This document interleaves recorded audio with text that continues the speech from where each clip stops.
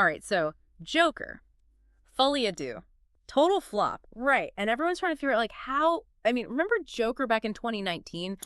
Huge. It was a monster. Yeah. Huge box office, tons of critical acclaim. People loved it. So, like, what happened this time?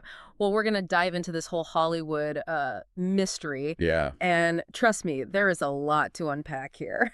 It's wild, right? Like, the difference in how these two films were received. Totally. I mean, the first one, it wasn't just a hit. It was like a phenomenon. It really was. And you mentioned the critical acclaim. Had that B+ cinema score. Yeah. And that's actually a really good indicator. Because that's literally people going to the theater and then, like, being surveyed right afterwards. Yeah, yeah. So that shows that general audiences were really enjoying the film. Yeah. Sequel? Not so much. Not so much. So let's get into the, shall we say... The nitty-gritty. The nitty-gritty, the cold, hard numbers here. Yeah. Folie, Deux, they were projecting, what, a $45 to $50 million opening weekend? Yeah, something like that. Which, I mean, on the surface, it's like, okay, that's not bad, right? Right. But then you compare that to the first film's opening weekend. Oh, yeah. Which was $96.2 million. Yeah. That's a massive, massive difference. That's not just a dip. That's like falling off a cliff. It's like, yeah. And the preview numbers, too. Yeah, tell me about those. I mean, that's usually a pretty good indicator. Yeah. So the first Joker did $13.3 million on its preview night. Okay. The sequel brought in $7 million. Oh, wow. So right away, that's a sign, coupled with early audience reactions, that something was off. So what were people say? How bad was it? So we're looking at, like, a dismal 1.5 out of 5 stars on post-rank, which, again, that's people, like, leaving the theater. Straight from the source. Yeah. Only 40% of the viewers that they surveyed had anything positive to say about it. Wow. For comparison's sake, Megalopolis, another recent flop, Yeah, big flop. had very similar scores. Oh. So this wasn't even just a case of Joker fans being picky. Right. This was just a bad sign in general. Yeah, yeah. And even the critics, who generally liked the original, I mean, they gave it like a 62% on Rotten Tomatoes. Yeah. Audience score plummeted, 39%. Ouch. Yeah. So something clearly went very wrong. Yeah. And I think we got to talk about the elephant in the room. Yeah. The musical. The musical format. This is what everyone's talking about. And it's like, what? It's such a bold choice, right? To take like a dark and gritty psychological thriller and then be like, you know what? We're going to make it a musical. Yeah, let's do it. What are your thoughts on that? Musicals are tough. I mean, they're very difficult to pull off. They are. And they often appeal to a very specific audience. Yeah. And I think that by making this choice to go the musical route, it was inherently risky. Totally. Because you run the risk of alienating your core fan base. Absolutely. These are the people that loved that grounded, like, gritty realism of the first film. For sure. And they were probably expecting something similar for the second. Yeah, totally. Instead, they got something completely different. Yeah. And here's the thing, too, right? There were warning signs. Early buzz, even from the Venice Film Festival, was lukewarm at best. Okay. And then, like, the pre-sale numbers, they were looking pretty rough. Yeah, yeah. And yet Warner Brothers still went full steam ahead. What do you think was going on there? Why? It's honestly kind of baffling. Yeah. I mean, Yeah. you got to think, they were riding high off that first film. Right. I mean, it was a cultural event. It wasn't just like a hit movie. For sure. It was everywhere. Yeah. And so maybe they thought, like, okay, we can do this again. Lightning can strike twice. Especially with someone like Todd Phillips directing it. Exactly. He's got the magic touch, right? He does, especially with Warner Brothers. Yeah. I mean, The Hangover, those movies were gigantic. Huge. And then Joker is like, you know, critical and commercial success. Yeah. You think that played a role in this? Like, they gave him too much freedom on this one because of his track record. It's very possible. I mean, studios have a history of this, right? Totally. Big director has a hit, you give him a little more leeway on the next one, especially if it's a passion project or whatever. Yeah. And also, keep in mind, this was before those big cost-cutting measures at Warner Brothers. That's true. Like, it was a different time.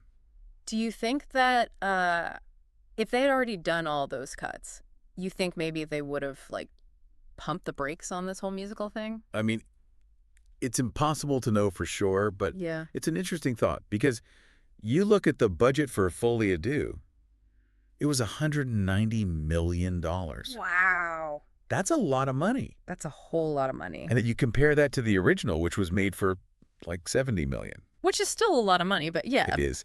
It is. But a much smaller risk. Way smaller risk. Yeah. And so that just shows you the level of, I don't know if confidence is the right word, or maybe overconfidence. Yeah. Yeah. That they had going into this, that it were going to be like another smash hit. Wow. I didn't even really consider the timing of those cost-cutting measures and everything. Yeah. That's a really good point. Okay, so... It makes you wonder. It does. So big budget, risky, creative choices. Here's another thing I don't get, though. For a sequel to such a popular film, like Joker was everywhere when it came out. Yeah, you couldn't escape it. You couldn't escape it. And it felt like they kind of ignored the fact that this was even a sequel in a lot of ways. Like they weren't really leaning into that built-in audience at all. You're right, and I think that speaks to the marketing. Okay. Which was strange. In what way?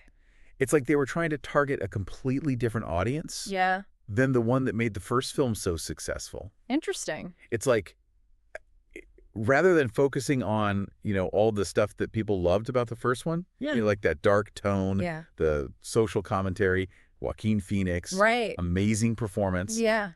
They kind of just focused on, like, oh, it's a musical. Yeah. And Lady Gaga's in it. Right. Which, I mean, I get it. That's going to get some attention. Yeah. But it's not necessarily the right kind of attention. It's that expression, right? Like, if it ain't broke, don't fix it. Exactly. And it seems like maybe they thought something was broken that wasn't. Yeah. And I mean, don't get me wrong. I love a good musical. And actually, I've heard that, like, the musical numbers in this are actually really good.